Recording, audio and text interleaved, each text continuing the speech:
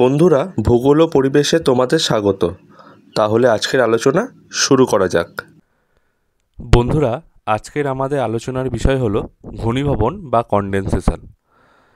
তাহলে তার সবার প্রথমে জানতে হবে যে ঘনীভবন কাকে বলে।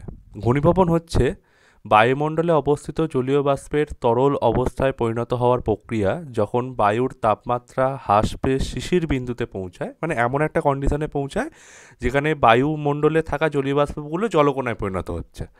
তখন অতিরিক্ত জলীয় বাষ্প কণাগুলি তরলে রূপান্তরিত হয়ে ছোট ছোট জলকণায় পরিণত হয়। এই প্রক্রিয়াই হলো ঘনীভবন। এটি মেঘ, কুয়াশা, শিশির, তুষার প্রভৃতি গঠনে গুরুত্বপূর্ণ ভূমিকা পালন করে। দেখো, পাশে একটা ছবি আছে গ্লাসের। দেখো, এই গ্লাসের মধ্যে নর্মাল জল আছে এবং এই গ্লাসের মধ্যে ঠান্ডা বা শীতল জল আছে। তো নর্মাল জলের গায়েতে, মানে গ্লাসের গায়েতে কোনো জলকণা তৈরি হতে দেখা যাচ্ছে না, কিন্তু এখানে দেখো, যখন ঠান্ডা জল দেওয়া হয়েছে, গ্লাসের বাইরে থাকা জলীয় বাষ্প ওই গ্লাসের দেওয়ালের কন্টাক্টে এসে, মানে গ্লাসটার যে গাটা আছে সেই কন্টাক্টে আসা মাত্রই জলীয় বাষ্পগুলো জলকণায় পরিণত হয়ে গিয়ে গ্লাসের গায়ে বিন্দু বিন্দু জলকণায় তৈরি হয়েছে। তো এই যে প্রসেস, এই রকমভাবেই মেঘের সৃষ্টি হয়। মানে আমাদের যে শীতল অংশ থাকে, সেই শীতল অংশে কোনো জলীয় বাষ্প আসা মাত্রই, মানে কন্টাক্টে আসা মাত্রই, সেটা জলীয় বাষ্পটা কী হয়, গ্যাসীয় অবস্থা থেকে তরল জলকণায় পরিণত হয়। এবার এক্ষেত্রে কি হচ্ছে, এক্ষেত্রে সাধারণত মানে শীতল হওয়ার কারণেই এই ঘনীভবনটা ঘটছে। তাহলে আমরা এখান থেকে বুঝতে পারলাম যে বায়ুতে যে জলীয় বাষ্প আছে সেটা কোনো শীতল পদার্থের সংস্পর্শে আসার কারণে যদি তরল অবস্থায় পরিণত হয়, তাকেই বলা হচ্ছে ঘনীভবন বা কনডেনসেশন। এবার এই ঘনীভবন সৃষ্টি হওয়ার শর্তগুলো কিছু লক্ষ্য করা যায়, মানে কিছু শর্ত লক্ষ্য করা যায়। যেমন জলীয় বাষ্পের উপস্থিতি কি হচ্ছে, বায়ুতে যথেষ্ট পরিমাণ জলীয় বাষ্প থাকতে হবে যাতে তা ঘনীভূত হতে পারে। তাপমাত্রা হ্রাস, বায়ুর তাপমাত্রা শিশির বিন্দু, মানে যে অবস্থায় ওই জলকণাগুলো পরিণত হচ্ছে, এর নিচে নামতে হবে যাতে বাতাসে থাকা বাষ্প তরল রূপ নিতে পারে। নেক্সট হচ্ছে ঘনীভবন কেন্দ্র বা কনডেনসেশন নিউক্লিয়াই। ধূলিকণা, ধোঁয়া, লবণ কণা ইত্যাদি ছোট ছোট কণাগুলি ঘনীভবনের জন্য কেন্দ্র হিসাবে কাজ করে। জলীয় বাষ্প এইসব কণার উপর জমে। কীরকম হচ্ছে দেখো, যখন বায়ুতে ভাসমান ধূলিকণা, ধোঁয়া, লবণ ইত্যাদি কণা থাকে, তো সেইগুলো কি হয়, ওদেরকে ঘিরে জলীয় বাষ্পগুলো জলকণায় পরিণত হয়। তার মানে ওরা আরও জলীয় বাষ্পকে জলকণায় পরিণত হওয়াতে সাহায্য করছে আর কি। নেক্সট হচ্ছে কি, পরিবেশের চাপ ও আর্দ্রতা। বেশি আর্দ্রতা এবং নিম্নচাপ পরিবেশের ঘনীভবনকে সহায়তা করে। আর গরম হাওয়া উপরে উঠে ঠান্ডা হলে সেখানে ঘনীভবন ঘটতে পারে। এটি বিশেষ করে মেঘ গঠনের ক্ষেত্রে লক্ষ্য করা যায়। মানে এটা বায়ু যত নিচে থাকবে তত উষ্ণ হবে, যত উপরের দিকে উঠবে তত আমরা জানি কি 6.45 ডিগ্রি সি হারে উষ্ণতা কমে প্রতি কিলোমিটার উচ্চতা বৃদ্ধির সাথে সাথে। একে নর্মাল ল্যাপসের অফ টেম্পারেচার বলা হয় বা environmental lapse rate of temperature বলা হয়। তার মানে যত বায়ু উপরের দিকে উঠবে তত ঠান্ডা হবে, উল্লম্ব বায়ু প্রবাহ হলে ঠান্ডা হবে, শীতল হবে এবং সেটা ঘনীভূত হবে এবং সেটা মেঘে পরিণত হবে আর কি। এবার এই ঘনীভবন ঘটার প্রক্রিয়াকে সাধারণত দুটি ভাগে ভাগ করা যায়, যথা একটা হচ্ছে ডায়াবেটিক প্রক্রিয়া। দেখো, পাশের ছবিটা থেকে বুঝতে পারবে, এক্ষেত্রে বায়ুর ঘনত্বের কোনো পরিবর্তন হয় না, মানে আয়তনের কোনো পরিবর্তন হচ্ছে না, মানে কোনো রকমভাবেই আয়তন বাড়ছে না বা কমছে না, বরং সে টেম্পারেচার রিলিজ করছে, মানে উষ্ণতা রিলিজ করে সে ঠান্ডা হচ্ছে। দেখো, এক্ষেত্রে বায়ুর আয়তনে কোনোরূপ পরিবর্তন না হয়ে উষ্ণতা হ্রাস পাওয়ার প্রক্রিয়াকেই বলা হয় ডায়াবেটিক প্রক্রিয়া। অনেক সময় লক্ষ্য করা যায় কোনো বায়ু শীতল ভূপৃষ্ঠের উপর দিয়ে প্রবাহিত হওয়ার সময় তার উষ্ণতা হ্রাস পায়। এই রকম প্রক্রিয়াকেই ডায়াবেটিক প্রক্রিয়া বলা হয়। আর একটা হচ্ছে অ্যাডিয়াবেটিক প্রক্রিয়া। কোনো বায়ু বাহ্যিক পরিবেশ থেকে তাপ গ্রহণ বা বর্জন না করেই নিজের আকার বা আয়তন পরিবর্তন করে এবং এর ফলে ওই বায়ুর তাপমাত্রা পরিবর্তন হলে তাকে অ্যাডিয়াবেটিক প্রক্রিয়া বলা হয়। মানে যেমন এই চিত্রটির ক্ষেত্রে, যেমন কোনো রকম বায়ুর আয়তনের পরিবর্তন হচ্ছে না, বরং সে রিলিজ করছে হিটকে, কিন্তু এক্ষেত্রে বায়ু যত উপরের দিকে উঠছে তত কি হচ্ছে, তাপমাত্রা কমছে এবং বায়ুর আয়তন বাড়ছে। আবার বায়ু যত নিচের দিকে নামবে তখন তাপমাত্রা বাড়বে এবং আয়তন কমবে। তার মানে এক্ষেত্রে আয়তনের পরিবর্তন হচ্ছে। ঠিক আছে, অ্যাডিয়াবেটিকের ক্ষেত্রে আয়তনের পরিবর্তন হয় এবং ডায়াবেটিকের ক্ষেত্রে কোনো রকম আয়তনের পরিবর্তন হয় না। এই অ্যাডিয়াবেটিক প্রক্রিয়াকে দুটি ভাগে ভাগ করা যেতে পারে। একটা হচ্ছে অ্যাডিয়াবেটিক উৎপাদন বা অ্যাডিয়াবেটিক হিটিং, যেখানে বলা হচ্ছে যখন বায়ু নিচের দিকে নামে তখন কম্প্রেসড হয়, অর্থাৎ বায়ুর আয়তন ছোট হয় এবং চাপ বাড়ে, আয়তন কমে, ফলে তাপমাত্রা বৃদ্ধি পায়। মানে যত নিচের দিকে বায়ু থাকবে তত বায়ুর ওপরে চাপ বাড়তে থাকবে। মানে আমরা জানি কি সমুদ্রপৃষ্ঠে কোনো কিছুর সমুদ্রপৃষ্ঠ পর্যন্ত বায়ুর চাপের পরিমাণ হচ্ছে 1013.26 MB। এবার যত ওপরে উঠবো তত বায়ুর চাপ কমতে থাকবে, ঠিক আছে। নেক্সট হচ্ছে অ্যাডিয়াবেটিক প্রক্রিয়া। এক্ষেত্রে কি বলা আছে, বায়ু যখন উপরের দিকে উঠে যায় তখন চাপ কমে যায় এবং আয়তনে বাড়ে, ফলে বায়ুর তাপমাত্রাও কমতে থাকে। এবারে আমরা আসছি কি ঘনীভবনের প্রকারভেদ। এই ঘনীভবনকে সাধারণত দুটো ভাগে ভাগ করা যায়, একটা হচ্ছে ভূপৃষ্ঠস্থ ঘনীভবন এবং একটা হচ্ছে ঊর্ধ্বাকাশের ঘনীভবন। আমরা এবার ভূপৃষ্ঠস্থ ঘনীভবন নিয়ে আলোচনা করব। ভূপৃষ্ঠ সংলগ্ন বায়ুর উষ্ণতা যখন স্থিরাঙ্ক তাপমাত্রায় পৌঁছালে যে ঘনীভবনের সৃষ্টি হয় ভূপৃষ্ঠ ঘনীভবন বলা হয় তাকে। এর কতগুলি রূপ আছে, যেমন শিশির, তুয়াশা, তুহিন, কুয়াশা, কুজ্ঝটিকা ইত্যাদি। মানে ভূপৃষ্ঠের কাছে যে সমস্ত ঘনীভবনগুলো ঘটে তাকে বলা হয় ভূপৃষ্ঠ ঘনীভবন। এর কতগুলো রূপ লক্ষ্য করা যায়, যেমন শিশির, তুহিন, কুয়াশা, কুজ্ঝটিকা, ধোঁয়াশা ইত্যাদি। এবারে আমরা একটা একটা ঘনীভবন সম্বন্ধে জানবো। মানে শিশির কাকে বলছে।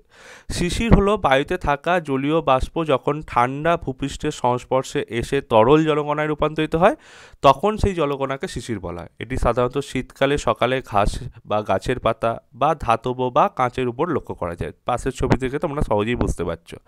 শিশির সৃষ্টির প্রক্রিয়া কি, দিনের বেলায় সূর্যের আলোতে ভূমি ও বস্তুর তাপমাত্রা বেড়ে যায়, পরবর্তীকালে রাতের আকাশ মেঘমুক্ত হতে থাকলে ভূমি তার তাপ বিকিরণ করছে, রেডিয়েশন ডিক্রিজ করছে, ফলে কি হচ্ছে ভূপৃষ্ঠ ঠান্ডা হয়ে পড়ছে এবং ভূমির সংস্পর্শে থাকা বাতাসও ঠান্ডা হতে শুরু করছে। এবং যখন বাতাসের তাপমাত্রা শিশুর বিন্দুতে পৌঁছে যায় তখন জলীয় বাষ্প তরল জলে পরিণত হয়। এই জলকণাগুলি শীতল ভূপৃষ্ঠ জমা হয় এবং শিশির তৈরি করে। মানে ঘাসের ওপরে মানে ভূপৃষ্ঠ সংলগ্ন অঞ্চল যখন ঠান্ডা হয় তখন তার উপর দিয়ে জলীয় বাষ্পপূর্ণ বায়ু যখন প্রবাহিত হয় তখন তা ডিরেক্টলি ডিউ পয়েন্টের নিচে নেমে যায়, মানে শিশির বিন্দুতে নেমে যায়। এবারে কি হচ্ছে, বাষ্পটা ডিরেক্টলি ছোটো ছোটো জলকণায় পরিণত হচ্ছে। শিশিরগুলো ঘাসের পাতা বা গাছের ডগাগুলো লক্ষ্য করা যায়। দিনের বেলায় তাপমাত্রা বিকিরণ করছে, তাপমাত্রা বিকিরণ করার ফলে রাতের আকাশ যখন মেঘমুক্ত হয়ে যাচ্ছে তখন মানে কি করা হচ্ছে, ঠান্ডা হয়ে পড়ছে এবং সংস্পর্শে থাকা বাতাস কি হচ্ছে শিশির বিন্দুতে পৌঁছে যাচ্ছে এবং গাছের ডগার উপরে শিশির হিসেবে পড়ে থাকছে। এবারে এর শিশির সৃষ্টির কিছু শর্ত লক্ষ্য করা যায়, যেমন পরিষ্কার আকাশ, নির্বাতাস পরিবেশ, মানে কোনো হাওয়ার বইলে চলবে না, হাওয়ার যে স্ট্যাগনেন্ট মানে বা হাওয়াটা যেন এক জায়গায় স্টে করে থাকে সেরকম একটা কন্ডিশন হতে হবে, উচ্চ আর্দ্রতা, ঠান্ডা ভূমি বা বস্তু, রাতের তাপ বিকিরণের মাত্রা বেশি, এগুলো কিন্তু শিশির তৈরি হওয়ার প্রধান শর্ত। নেক্সট আসছে তুহিন। তুহিন হলো এমন একটি প্রাকৃতিক অবস্থা যেখানে বাতাসের জলীয় বাষ্প সরাসরি কঠিন বরফে পরিণত হয়, মানে শিশির বিন্দুরও নিচে। মানে তোমাকে ভাবতে হবে এখানে হিমাঙ্কের নিচে চলে যাচ্ছে, যেখানে জলে পরিণত না হয়ে ডিরেক্টলি বরফে পরিণত হচ্ছে। এগুলো ভূপৃষ্ঠ, গাছপালা, ঘাস বা বস্তুপৃষ্ঠের উপর সাদা সাদা হিমবিন্দু হিসাবে জমে থাকে। এই সৃষ্টির প্রক্রিয়া কি, রাতের পরিষ্কার আকাশের নিচে ভূমি তার তাপ হারিয়ে ঠান্ডা হচ্ছে, এর ফলে ভূমির সংস্পর্শে থাকা বাতাস তাপমাত্রা হিমাঙ্কের নিচে নেমে যাচ্ছে, তখন বাতাসে থাকা জলীয় বাষ্প তরল জলে পরিণত না হয় সরাসরি কঠিন বরফে মানে সলিড স্টেটে পরিণত হচ্ছে। এই প্রক্রিয়াকেই বলা হয় সাবলিমেশন প্রক্রিয়া।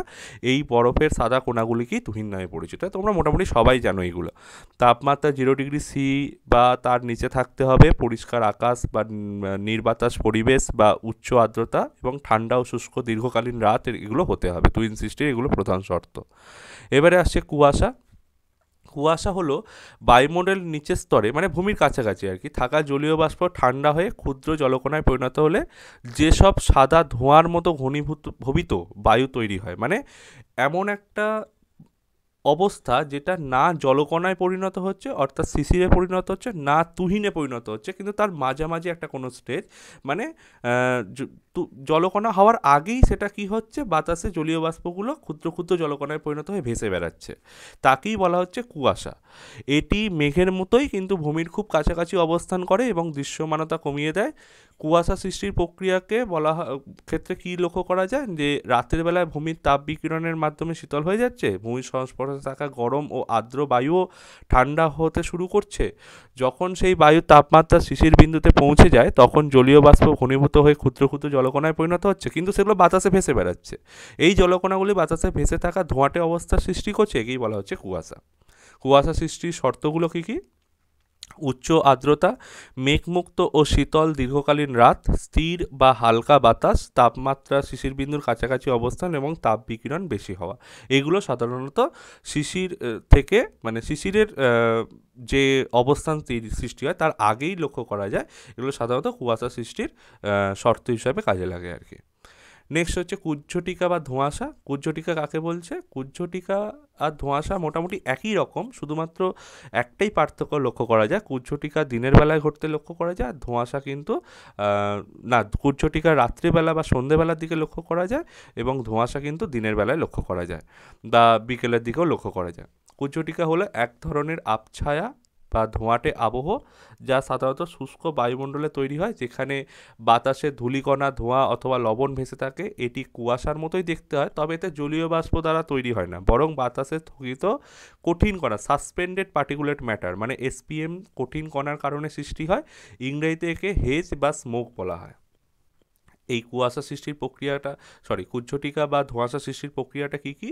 বায়ুমণ্ডলের নিচু স্তরে যখন বাতাসে খুব শুষ্ক থাকে এবং জলীয় বাষ্প পরিবর্তে ধুলো, ধোঁয়া, লবণ অথবা অন্যান্য মিহি কঠিন কণা বাতাসে ভেসে বেড়ায়, তখন এই কণাগুলি সূর্যালোককে প্রতিফলিত ও ছড়িয়ে দিয়ে আকাশে এক ধরনের ধূসর বা হালকা সাদা আবছা পরিবেশের তৈরি করে। এর ফলে বাতাসের স্বচ্ছতা কমে যায় এবং দৃষ্টিমানতা হ্রাস পায়। একেই বলা হয় কুজ্ঝটিকা বা ধোঁয়াশা। আমি আবারও বলছি, কুজ্ঝটিকা সাধারণত বিকেলবেলা, সন্ধেবেলা বা রাত্রিবেলা লক্ষ্য করা যায় এবং ধোঁয়াশা সাধারণত দিনের বেলা লক্ষ্য করা যায় বা বিকেলবেলা লক্ষ্য করা যায়। কুজ্ঝটিকা বা ধোঁয়াশা সৃষ্টির শর্তগুলো কী? শুষ্ক বায়ু, যেখানে জলীয় বাষ্প সাধারণত থাকে না, ধুলো বা ধোঁয়া অধিক পরিমাণ লক্ষ্য যেতে হবে, মানে ধুলো বা ধোঁয়া অনেক বেশি থাকতে হবে, স্থিত বায়ু মানে ক্লাম এয়ার থাকতে হবে, বায়ুর নড়াচড়া চলবে না, কম তাপমাত্রার পার্থক্য লক্ষ্য করা যাবে এবং দূষণ বা আগুনের ধোঁয়া থেকে এই ধোঁয়াশা বা কুজ্ঝটিকার পরিমাণ কিন্তু অনেক বেশি বেড়ে যায়।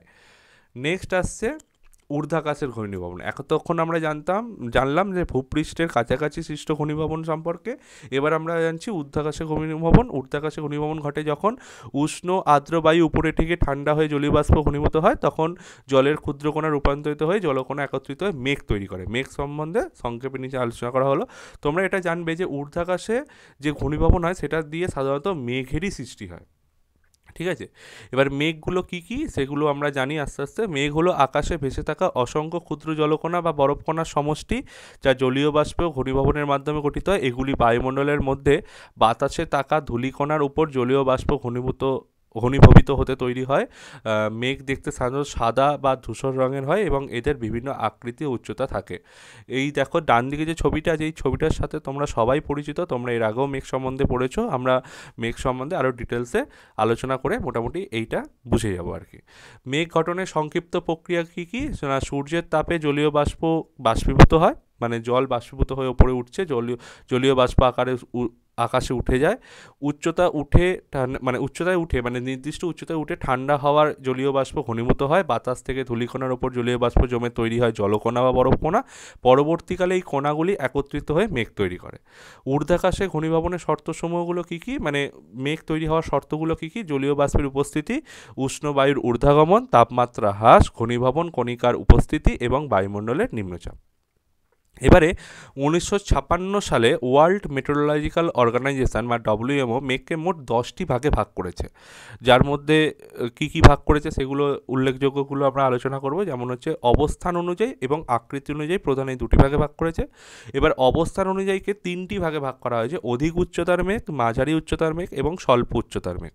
এবার অধিক উচ্চতার মেঘকে আবার 3টি ভাগে ভাগ করা হয়েছে: সিরাস মেঘ, সিরোকিউমুলাস, সিরোস্ট্র্যাটাস।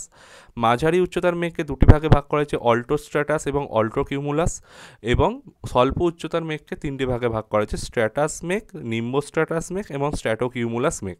এবার আকৃতি অনুযায়ী মেঘকে 2টো ভাগে ভাগ করা যায়: কিউমুলাস মেঘ এবং কিউমুলোনিম্বাস মেঘ। এবার আমরা প্রতিটা মেঘ সম্বন্ধে একটু একটু করে ধারণা নেব, ঠিক আছে।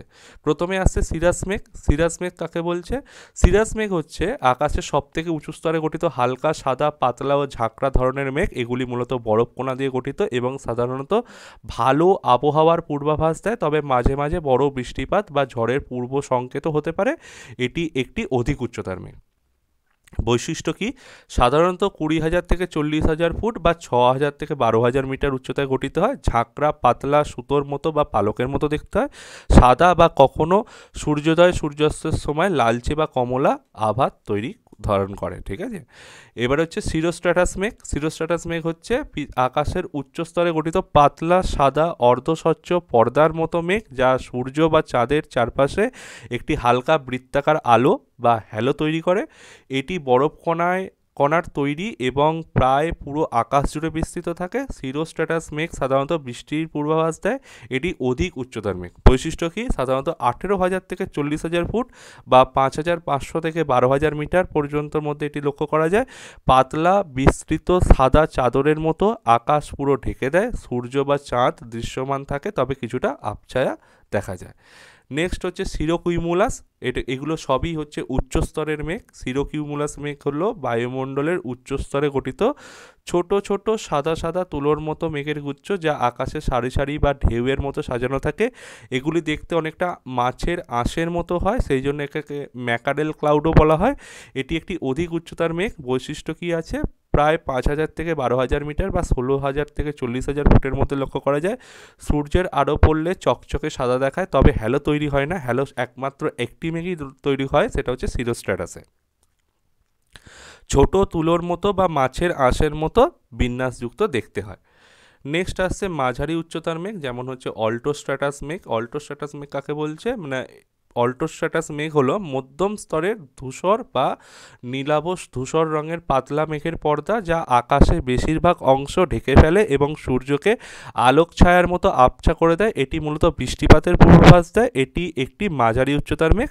মাঝারি স্তরের মেঘ প্রায় 2,000 থেকে 7,000 মিটার, 6,500 থেকে 23,000 ফুটের মধ্যে অবস্থিত। বিস্তৃত পাতলা চাদরের মতো দেখতে হয়, গোটা আকাশ ঢেকে ফেলে এবং সূর্য দেখা যায়, তবে অস্পষ্ট ঝাপসা লাগে। এইগুলো সাধারণত অল্টোস্ট্র্যাটাস মেঘের বৈশিষ্ট্য। এবারে আর একটা যেটা আছে সেটা হচ্ছে অল্টোকিউমুলাস মেঘ। অল্টোকিউমুলাস মেঘ হলো এটি মধ্যম স্তরের মেঘ, যা আকাশে ছোট সাদা বা ধূসর রঙের তুলোর মতো থোকা থোকা আকারে দেখা যায়। আগেরটা ছিল ঢেউয়ের আকারের মতো, মানে এটা হচ্ছে থোকা থোকা আকারে দেখা যায়। এটি মেঘ আকাশে সারি সারি ঢেউয়ের মতো সাজানো থাকে, মানে এটাও ঢেউয়ের মতো কিন্তু ঘন ঘন ঢেউ, এবং তুলনামূলক হালকা ছায়া ফেলে। মধ্যস্তরের মেঘ সাধারণত উচ্চতা 2,000 থেকে 6,000 ফুট মিটার এবং 6,500 থেকে 20,000 ফুটের মধ্যে লক্ষ্য করা যায়। সাদা অথবা ধূসর অথবা মিশ্র রঙের হতে পারে। দেখতে অনেকটা ছোট তুলোর মতো বা থালার মতো মেঘের দল ঢেউয়ের মতো সারি থাকে। নেক্সট আসছে স্বল্প স্তরের মেঘ বা নিচু স্তরের মেঘ। এর মধ্যে উল্লেখযোগ্য তিনটে যে মেঘ আছে তার মধ্যে একটি হলো স্ট্র্যাটাস মেঘ। স্ট্র্যাটাস মেঘ কী হচ্ছে? নিচু স্তরে বিস্তৃত ধূসর রঙের মেঘের পর্দা, যা আকাশ ঢেকে ফেলে এবং দেখতে অনেকটা কুয়াশার মতো লাগে। এই মেঘ সাধারণত আকাশের নিচুতে অবস্থান করে এবং অনেক সময় সূর্যকে ঢেকে রাখে। এটি একটি স্বল্প উচ্চতার মেঘ। নিচু স্তরের মেঘ হওয়ার কারণে এর উচ্চতা 0 থেকে 2,000 মিটার বা 0 থেকে 6,500 ফুট। সাধারণত ধূসর বা সাদা রঙের হয় এবং সূর্য থাকে না বা খুব আবছাভাবে দেখা যায়। এটা হচ্ছে এর বৈশিষ্ট্য। এবার হচ্ছে নিম্বোস্ট্র্যাটাস মেঘ। নিম্বোস্ট্র্যাটাস মেঘ হলো বায়ুমণ্ডলের নিচু ও মাঝারি স্তরে বিস্তৃত ধূসর বা গাঢ় ধূসর রঙের ঘন মেঘ হয়, যা দীর্ঘস্থায়ী ও অবিরাম বৃষ্টি বা তুষারপাত ঘটায়। এটি আকাশে সম্পূর্ণভাবে ঢেকে ফেলে এবং সাধারণত সূর্যকে দৃশ্যমান হতে দেয় না, মানে সূর্যটা পুরোটাই ঢেকে যায়। এটি নিচু স্তরের বা মাঝারি স্তরের মেঘ। প্রায় 2,000 থেকে 4,000 মিটার মধ্যে বিস্তৃত থাকে। গাঢ় ধূসর বা কালচে ধূসর হয়। দীর্ঘস্থায়ী ও অবিরাম বৃষ্টিপাত বা তুষারপাত ঘটে। গর্জন বা বজ্রপাত এক্ষেত্রে লক্ষ্য করা যায় না। লাস্ট যেটা নিম্ন স্তর বা একদম স্বল্প উচ্চতার মেঘ যেটা আছে সেটা হচ্ছে স্ট্র্যাটোকিউমুলাস। স্ট্র্যাটোকিউমুলাস মেঘ হলো বায়ুমণ্ডলের নিচু স্তরে গঠিত বড় থোকা থোকা সাদা বা ধূসর রঙের মেঘ, যা আকাশে বিস্তৃত হয়ে থাকে। এগুলি দেখতে তুলোর মতো হলেও সাধারণত পাতলা ও বিস্তৃত থাকে এবং মাঝে মাঝে সূর্য দেখতে পাওয়া যায়। এটি একটি স্বল্প উচ্চতার মেঘ। বৈশিষ্ট্য কী আছে? নিচু স্তরের মেঘ সাধারণত 1,200 থেকে 2,000 মিটার বা 4,000 থেকে 6,500 ফুটের মধ্যে এর বিস্তৃতি লক্ষ্য করা যায়। সাদা ধূসর বা ধূসর সাদা হয়। সাধারণত ভারী বৃষ্টিপাত হয় না, তবে হালকা ফোঁটা বা গুঁড়ি বৃষ্টিপাত হতে পারে আর কি।